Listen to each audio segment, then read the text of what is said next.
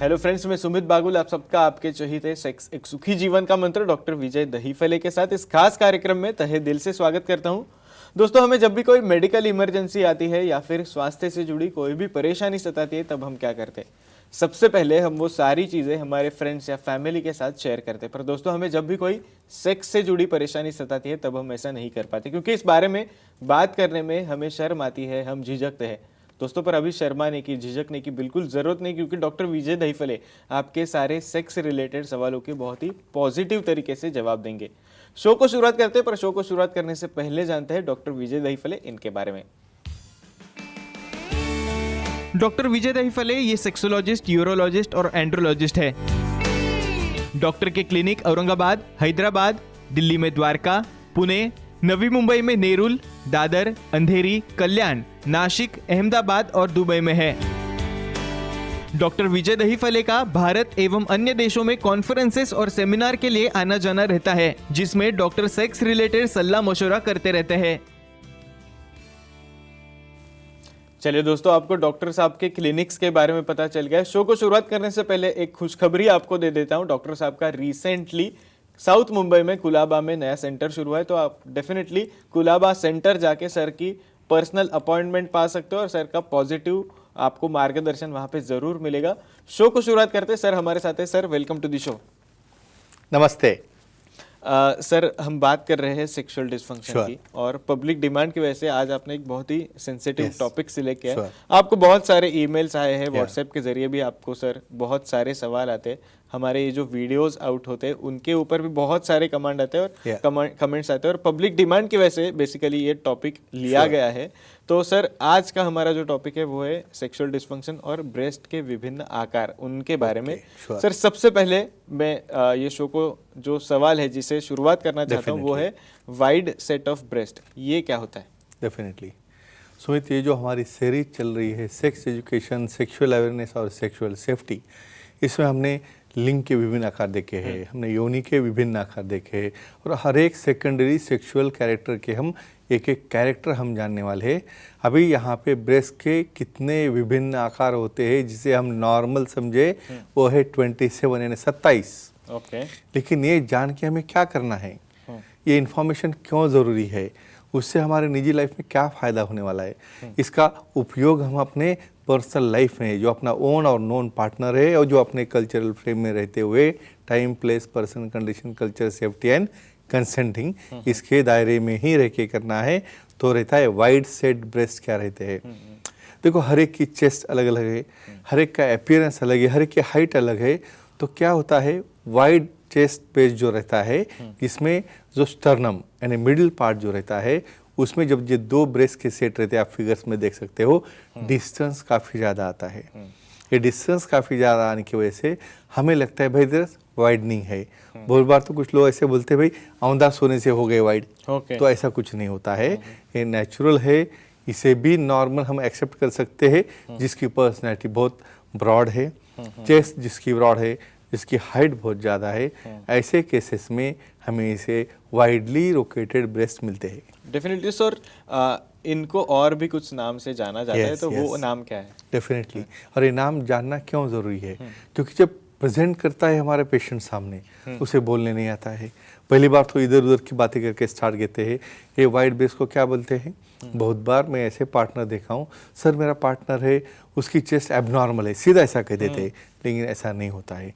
Wide यानी separated breast है, wide यानी डिस्टेंट प्लेसेस में रखे हुए ब्रेस्ट है, या बहुत ज़्यादा जिसे अंतर बोलते हैं ऐसे ब्रेस्ट है। और हम पार्टनर को समझाते हैं, मेल हो फीमेल हो, इसे एबनॉर्मल ना समझे। और काफ़ी लोग तो पूछते हैं भाई इससे बाद में प्रेगनेंसी होकर फीडिंग के तो कुछ प्रॉब्लम नहीं आएगा, दोनों इतने दूर दूर है। ऐसा कुछ भी नहीं होता है। नेचर ने हर एक को जो शेप्स दिए है, उसका एंगुलेशन दिया है, अपने पर्सनैलिटी के हिसाब से दिया है। तो सब जो फ्रेंड्स हैं, हमें उसे एक ही कहना चाहूँगा कि जब कोई डाउट आ जाए तो सेक्सोलॉजिस्ट एंड्रोलॉजिस्ट से मशवरा करके उसे समझ ले, या किसी भी प्रकार की अलझन में या उलझन में ना पड़े। और इसे भी हम नॉर्मल कह सकते हैं, और ये वाइड बेस ब्रेस्ट ये भी नॉर्मल होते हैं। डेफिनेटली सर, इस शो में आगे मैं आपसे Sure. और भी ब्रेस्ट के आकारों के बारे में Sure, जानना चाहूंगा, पर एक दर्शक का कॉल ले लेते हैं पहले। लेते। पंकज जी हमारे साथ है, पंकज जी जुड़ गए हैं विरार से। पंकज जी आपका सवाल पूछे, आपका फोन कनेक्ट हुआ है। हेलो जी बोलिए। सर, या। पार्टनर के ब्रेस्ट छोटे हैं तो कोई ऑयल लगाने से वो बड़े हो सकते हैं क्या? ओके सुमित, एक्सपेक्टेड था, जी। क्योंकि ओपीडी में जो लोग आते हैं बहुत बार मैं वही देखता हूँ, हम्म। सर मेरी पार्टनर है, उसके ब्रेस्ट एकदम छोटे छोटे हैं, तो मुझे कुछ फोरप्ले में मजा ही नहीं आता, एंजॉयमेंट में नहीं आता, तो ऐसा कुछ तेल बताओ, ऐसा कुछ ऑयल लगाओ, उसकी वजह से वो बड़े हो जाए। तो दर्शकों को सबसे इम्पोर्टेंट बात कहता हूँ, ऐसा किसी भी प्रकार का ऑयल, किसी भी प्रकार का तेल लगा के उसे तुम बड़ा नहीं कर सकते। क्यों? उसके एनाटॉमी है, फिजियोलॉजी है, इवन बायोकेमिकल चेंजेस जो होते रहे उसके ऊपर ही डिपेंड है। कुछ लोगों में जेनेटिक रहो या कुछ कारणवश ब्रेस्ट छोटे रहते हैं, तो उसका साइज बढ़ाने के लिए हमें प्यूबर्टी तक राह देखने की क्या है, इनिशियल पीरियड में हार्मोन चेंजेस नहीं होते, इसलिए ईस्ट्रोजन प्रोजेस्टेरोन की मात्राएं जो है सफिशिएंट नहीं रहती है, उसकी वजह से भी वो छोटे रह सकते हैं। तो प्यूबर्टी के बाद भी समझो ये ऐसे छोटे रहेंगे, तो ऐसा ऑयल वगैरह का कोई प्रयोग नहीं करना है। जब वो एज में आ जाए आफ्टर 18 ईयर, उसके पहले क्यों नहीं करते भाई, हमें राह देखना है। ब्रेस्ट इम्प्लांट या बहुत बार फैट इंजेक्शंस रहते हैं स्पेशल मेथड से, तो ये इम्प्लांट करने से जो भी आपको साइज चाहिए 250 ml है, 300 है, व्हाट्सओवर इट इज, ये कर सकते हैं।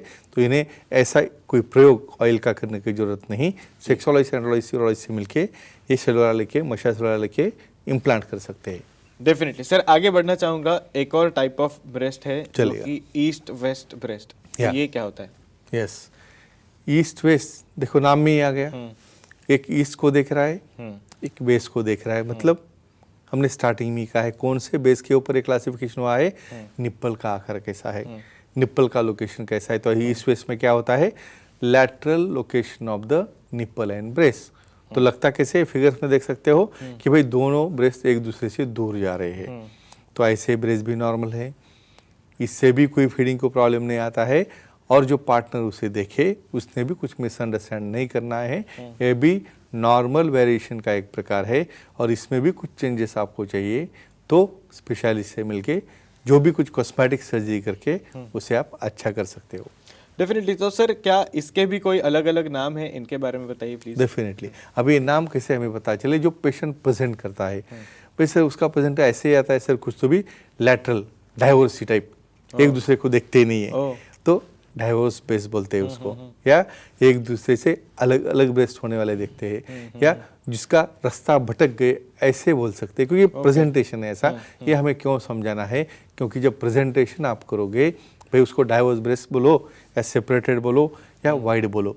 बहुत बार वाइड चेस्ट में भी रहते हैं या क्लोज चेस्ट में भी रहते हैं। तो एक ही कहूँगा, जो कुछ भी है ये नॉर्मल है, एक्सेप्टेबल है। किसी तरह से आफ्टर मैरिज आपको ऐसा दिखे तो इसमें कोई भी दिक्कत या कोई मिसअंडरस्टैंडिंग करने की जरूरत नहीं, और स्पेशलिस्ट से मिलके उनकी जो भी डाउट्स है वो सॉल्व कर सकते हैं, या सुखी जीवन के मंत्र के बुक में ये सब इन्फॉर्मेशन दिया है। डेफिनेटली सर, एक और दर्शक का कॉल है, रेखा जी हमारे साथ है बारामती से। मैडम आपका सवाल पूछे, आपका फोन कनेक्ट हुआ है। नमस्ते सर। हाँ नमस्ते, ये बोलो। सर ब्रेस्ट फीडिंग करने से ब्रेस्ट की साइज बदलती है क्या? हाँ ओके, एक्सेलेंट, बहुत इंपॉर्टेंट क्वेश्चन, मुझे मेल पे काफ़ी बार आता है। जी। सही में बदलते हैं, लेकिन उसे कैसे प्रिवेंट करना है। होता क्या है, जब ग्लैंड्स फुल हो जाते हैं तो खुद उसका ब्रेस्ट का वेट बढ़ जाता है। पेंडुलन्स यानी उसका वेट जो बढ़ता है मिल्क की वजह से वो डाउनवर्ड डायरेक्शन में पुल करता है।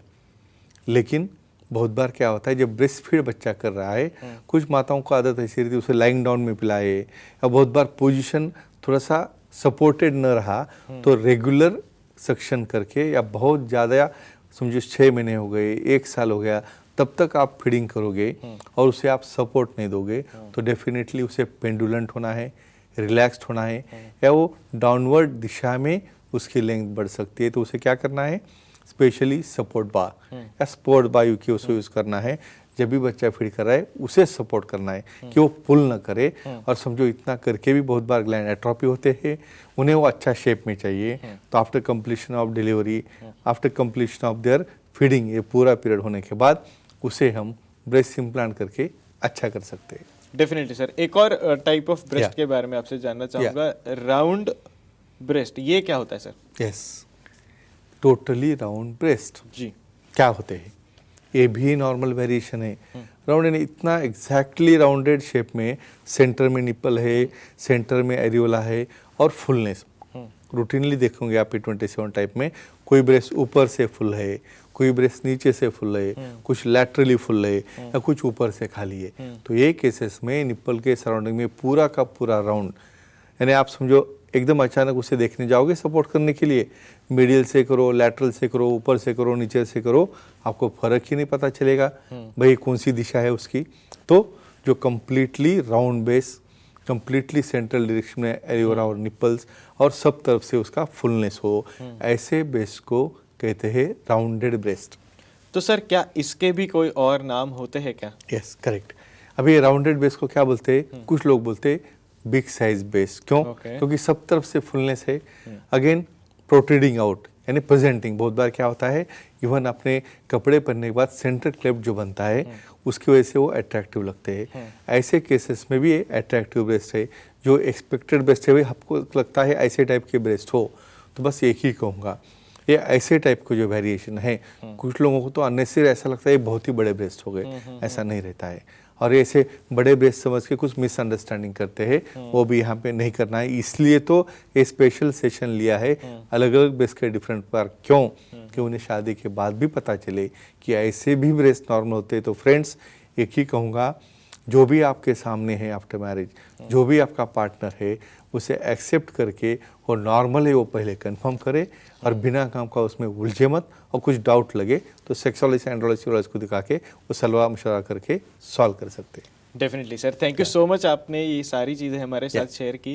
पर सर समय की थोड़ी पाबंदी, इसलिए आज के एपिसोड में हमें यहीं पे रुकना पड़ रहा है। पर एक और एपिसोड में डेफिनेटली हम मिलेंगे और भी प्रकार है उनके बारे में हम जानना चाहेंगे। पर दर्शकों आप भी डॉक्टर साहब की सलाह ले सकते हो। आपके स्क्रीन पे जो कॉन्टैक्ट डिटेल्स आप देख रहे हो उसके जरिए आप सर की अपॉइंटमेंट ले सकते हो। और एक पॉजिटिव बात में एक खुशखबरी आपके लिए ऐसी है कि डॉक्टर साहब का साउथ मुंबई में कुलाबा में नया सेंटर शुरू हुआ है। तो डेफिनेटली आप कुलाबा सेंटर में सर का मार्गदर्शन पा सकते हो। चलिए दोस्तों, आज के शो में समय हो चला है यहीं पे रुकने का। शुक्रिया।